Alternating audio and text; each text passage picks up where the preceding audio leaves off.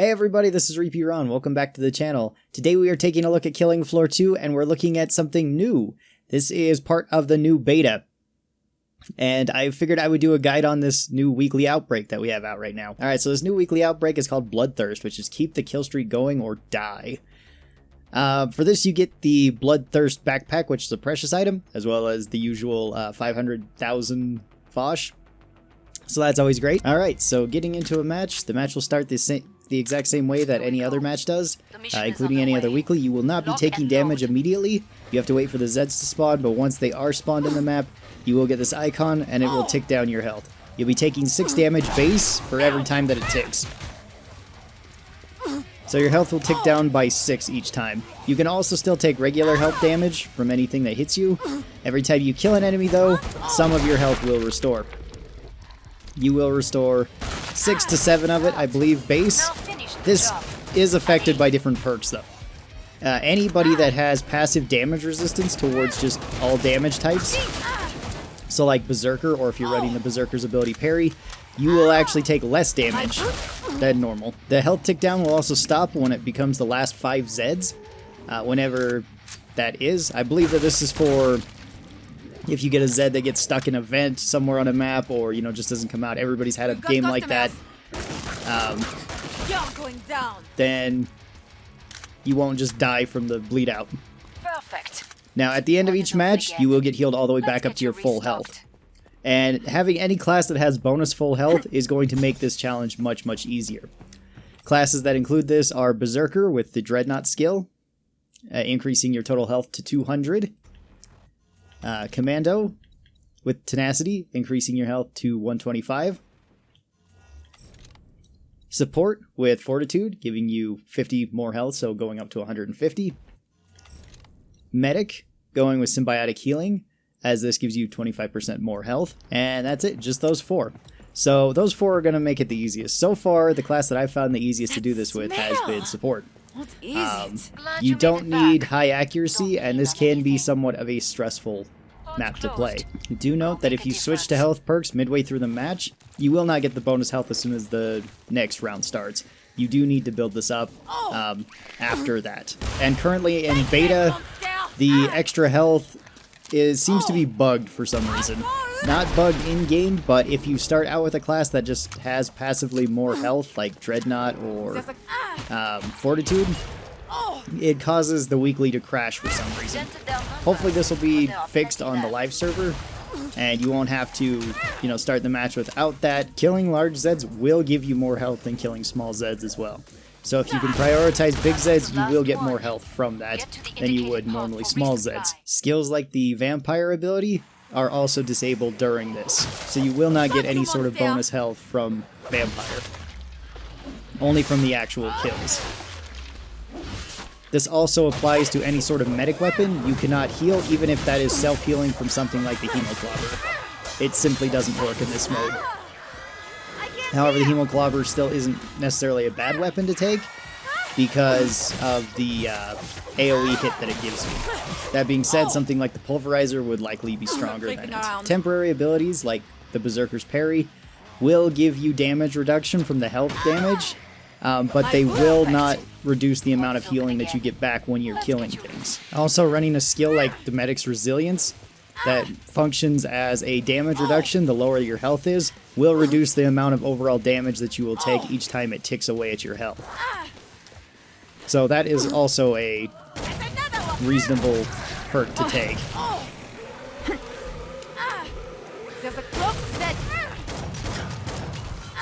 And then, once again, weapons like the medic grenades will not actually heal you any at all.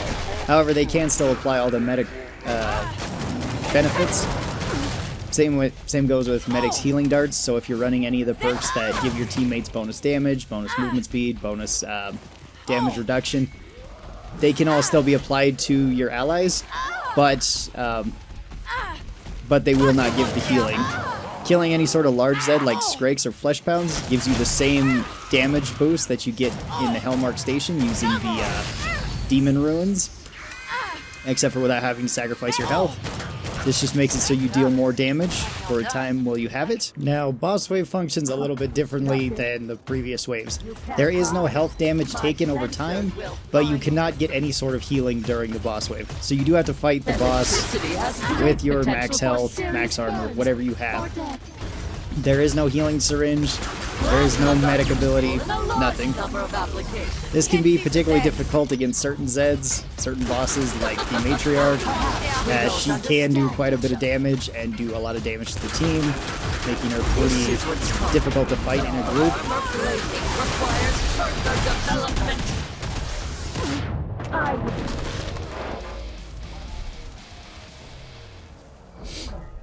Then once you beat the boss, you will get your bonus Vosh and your precious backpack. Now, for anybody wanting builds and loadouts, I will be going through the classes that I would recommend and the loadouts I'd recommend with them.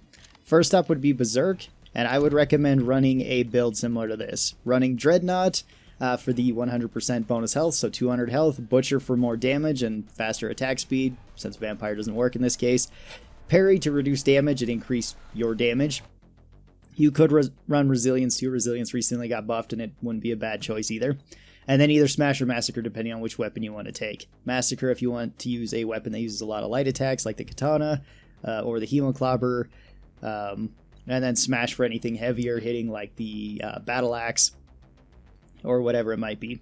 With this build, you can honestly go with just about any weapon that Berserker has. I would recommend the Pulverizer as your main weapon, because it does do AoE damage, it does a lot of damage per hit, you can very easily kill things, and it's just a great overall weapon for this. And then your secondary weapon, you could take something like the Bone Crusher. The Bone Crusher would be a great weapon as well, because it has such a high block and parry reduction cost, so that's great.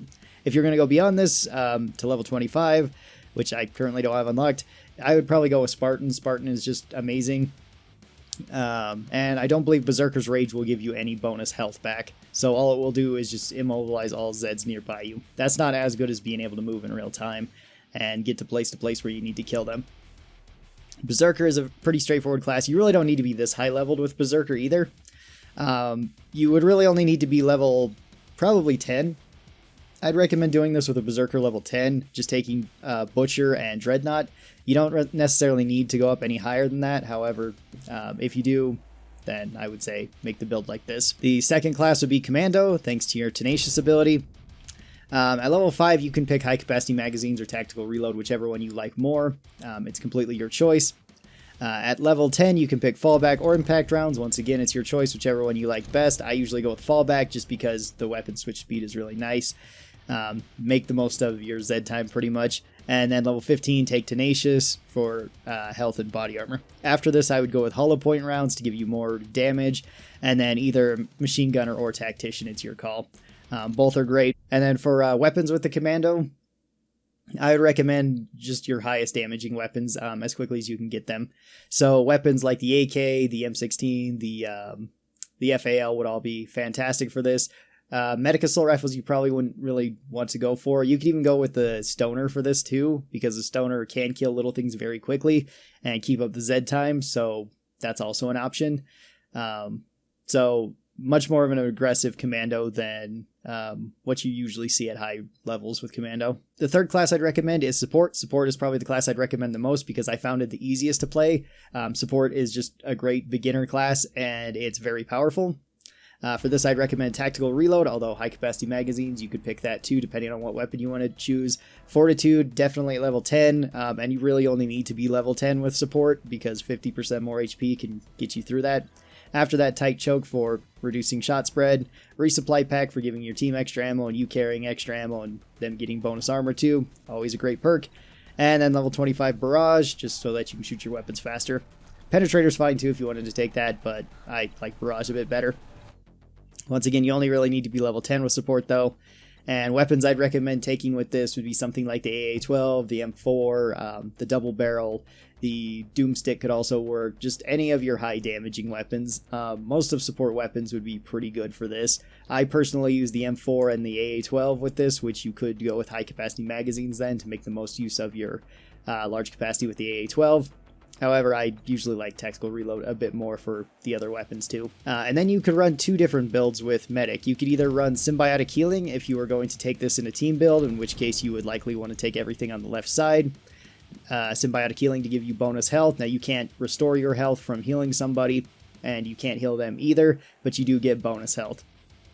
Adrenaline Shot, which would, once again, you can still use on your allies and on yourself through your medic gas from your grenades to give bonus movement speed, focus injections to give bonus damage, coagulant booster to increase damage resistance. This will help slow down the amount of damage you take as well, and then airborne agent just so that you can apply these effects much more easy. You could also go with sedative in this case, just to do more damage and create the toxic damage to all enemies around you. That could really be useful against bigger Zeds. If you're going to play this solo, like what I did, I would probably recommend going with the right side. This is resilience, so this is every 1% of health that you're missing. You get, every 1 point of health you're missing, you get 1 point of resistance towards all damage types up to 70%.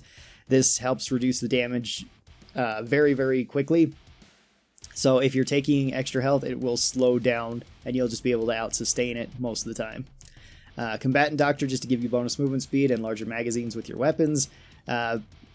Acidic rounds just so that you can deal a little bit more damage over time to enemies. Battle Surgeon for more damage with your weapons.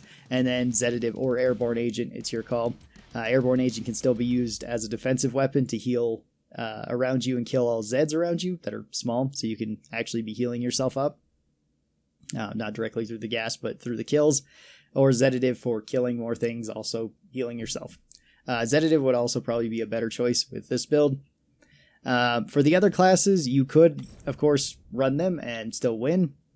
It would be more difficult. So hopefully this helped you beating the Bloodthirst Weekly Outbreak. This was a lot of fun to make. If you'd like to see other weekly guides, weekly Outbreak guides, or even the seasonal guides, feel free to ask. I'm sure I can do them for you. So thank you guys so very much for coming out here and watching this video. I really do appreciate it.